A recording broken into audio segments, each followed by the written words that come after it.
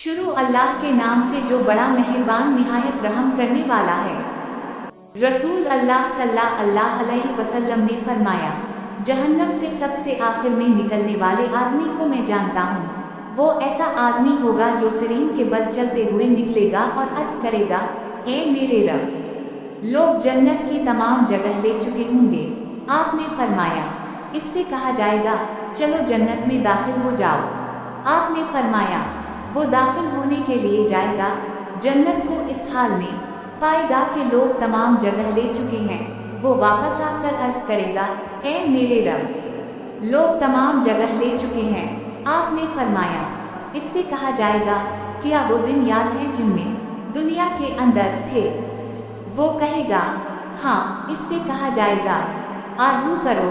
आपने फरमाया, वो आरज़ू करेगा। उससे कहा जाएगा, तुम्हारे लिए वो तमाम चीज़ें जिसकी तुमने आरज़ू की है और दुनिया के 10 गिना है। आपने फरमाया, वो कहेगा, ए बारी ताला, आप मजाक कर रहे हैं, हालांकि आप मालिक हैं।